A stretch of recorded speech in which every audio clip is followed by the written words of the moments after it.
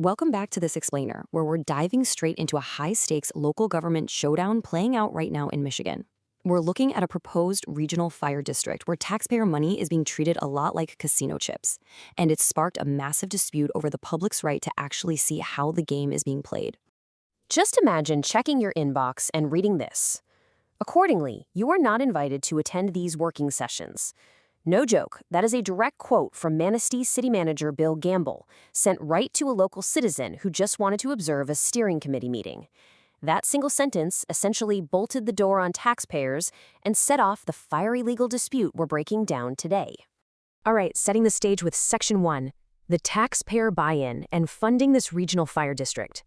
So this whole situation centers around a steering committee that's researching a new multi-jurisdictional regional fire district. And here's the kicker. This isn't just an internal city project. Several independent townships each put down a literal $5,000 buy-in of their own taxpayer money just to fund this committee and hire outside consultants.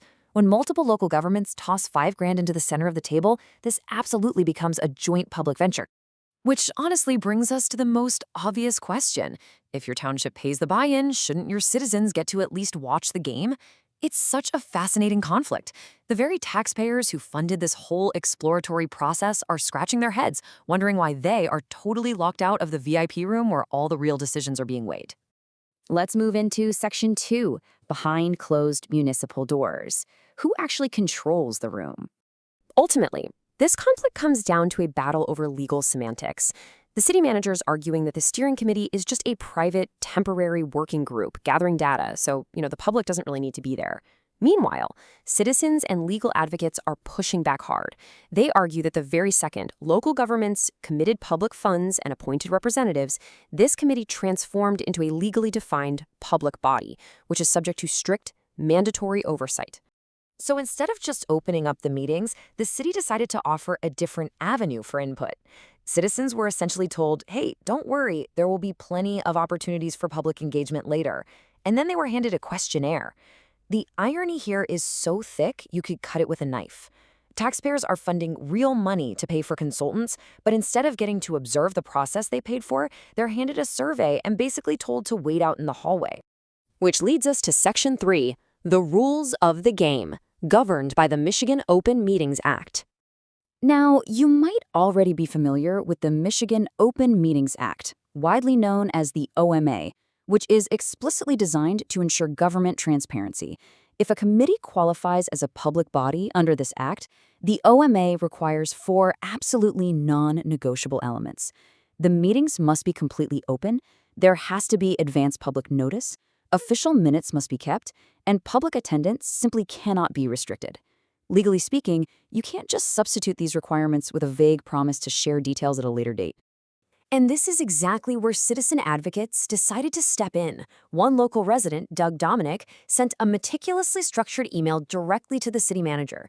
He laid out a rock-solid legal argument, proving that the city's closed-door approach isn't just frustrating, it's actively violating state law and skating on incredibly thin ice. Dominic breaks it down beautifully, pointing directly to Michigan law. If a public body creates a committee with appointed members performing a governmental function and deliberating toward public policy, well, then it's a public body under the OMA, period. Advocates argue this fire district committee checks every single one of those boxes, especially since they're drafting an intergovernmental agreement and directing public funds. Let's look at Section 4, the city doubles down and ignores the precedent. Now, when faced with this airtight legal argument, City Manager Bill Gamble bluntly replied, the city is comfortable with its current approach. He effectively decided to just hold his ground and keep the doors firmly locked. Think about that. It is a massive, incredibly high-stakes gamble to take, especially when you are playing with other municipalities' money. Because this closed-door gamble triggers some very real risks. First, you get financial disenfranchisement, where thousands of taxpayer dollars are being allocated entirely out of sight. But the absolute biggest danger here is what's called the fait accomplished trap. That basically means the cake is already baked. By the time the public finally gets their promised engagement at the very end of the line, the boundaries and the financial formulas are already hard-baked into the plan, leaving the public with absolutely no real power to change them. Moving on to Section 5, calling the bureaucratic bluff and escalating the street to the state. Citizens pretty quickly realized that just trading emails back and forth wasn't getting the job done, so they upped the ante.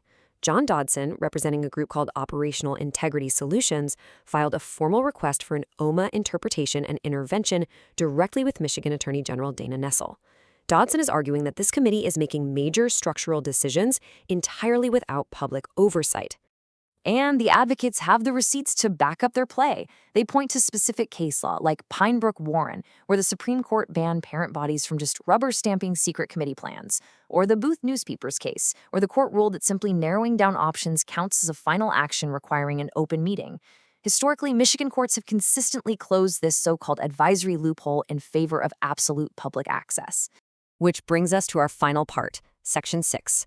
Why transparency always wins, and the true cost of this gamble.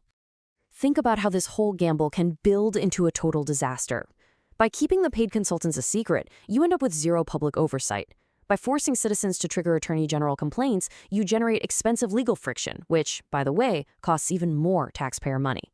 And worst of all, by hiding the process, you practically guarantee an angry electorate that might just vote down the final fire district proposal purely out of resentment for being shut out in the first place. But remember, those independent townships that pay the initial buy-in, they don't have to just fold their hands.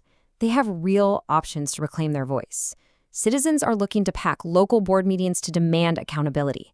Township boards can actually pass resolutions threatening to withhold their funding unless the process is made transparent.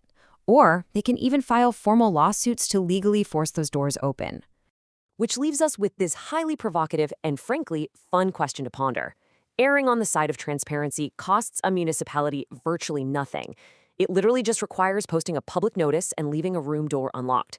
So why would any local government willfully double down on secrecy, take further chances on costly legal friction, and jeopardize their entire project when simply letting the citizens who paid for the game sit in the room is absolutely free? It's a gamble that just doesn't add up. Thanks for joining me for this explainer, and we will definitely be keeping our eyes on how this hand plays out.